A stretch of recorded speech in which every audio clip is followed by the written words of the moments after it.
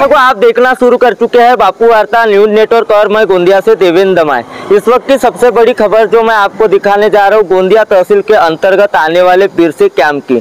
आज जो है बिरसी कैंप में जो है प्रतियोगिता का आयोजन किया गया था। भारत राखीव बटालियन 2 राज्य राखीव पुलिस बल गट क्रमांक 15 13वीं आंतर कंपनी क्रीडा स्पर्धा का आयोजन किया गया था। 13वीं आंतर क्रीडा स्पर्धा का आयोजन जो है जोरों शोरों से किया गया था और यहाँ पे कई सारी की कवायतें हुई है। यहाँ पे कई सारे जो विभिन्न पुरस्कारों से सम्मानित भी जो है संबंधित अधिकारियों के जरिए किया गया।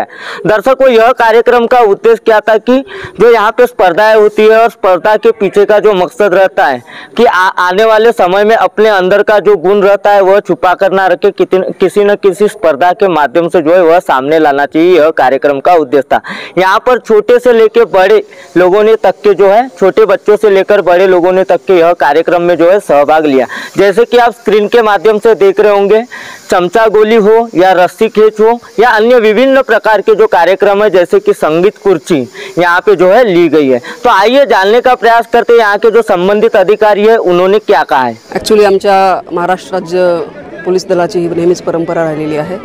दरवर्षी आमच्या प्रत्येक जिल्ह्यामध्ये आणि प्रत्येक गटामध्ये अशा प्रकारचे जी खेळाडूंमध्ये स्पोर्ट्सची स्पर्धा घेतली जाते।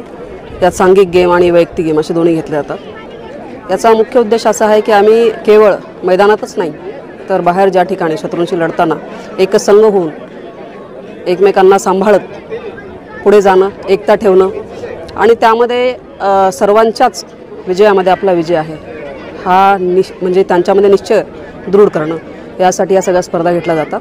आणि आम्हाला प्रत्येक स्तरावरती आमच्या वरिष्ठांचं प्रत्येक वेळी ठिकठिकाणी मार्गदर्शन असतं।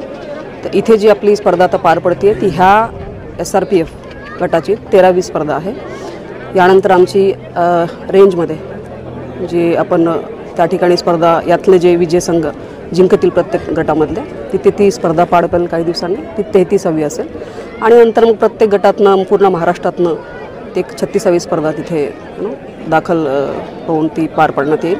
याचा मागचा उद्देश हाच आहे की कुठेही हायरार्की आपण ज्याला म्हणतो, एक पोलीस दलामध्ये एक वेगवेगळ्या प्रकारची क्रमवारी आणि हायरार्की असते, तर ती ह्या स्पर्धेमध्ये थोडीशी बाजूला ठेवून वरिष्ठ आणि कनिष्ठ एकमेकांमध्ये मिसळून एकसंघतेचा हा एकमेकांमध्ये आदेश आणि एकमेकांमध्ये हा दृढ विश्वास तयार केला जातो। आणि तो फील्डमध्ये आणि बाहेर मैदानात सगळीकडेच जेव्हा बाहेरही आम्ही शत्रूंशी लढतो त्यावेळीही आम्ही एक संघच राहिला पाहिजे, याचाच तो एक प्रतीक आहे। आता तुम्हाला मी स्पर्धेचंच सांगितलं आमच्या स्पोर्ट्सपडचं, बाकी सर्व इतरही छोटे मोठे आम्ही कार्यक्रम करतो। कारण आमच्या पोलीस दलाची ही एक नेहमीचीच परंपरा आहे की नुसतंच आमचे कर्मचारी नसेल तर त्यांची फॅमिलीसुद्धा, त्यांचं कुटुंब हेच आमचं सर्वांचं कुटुंब असतं।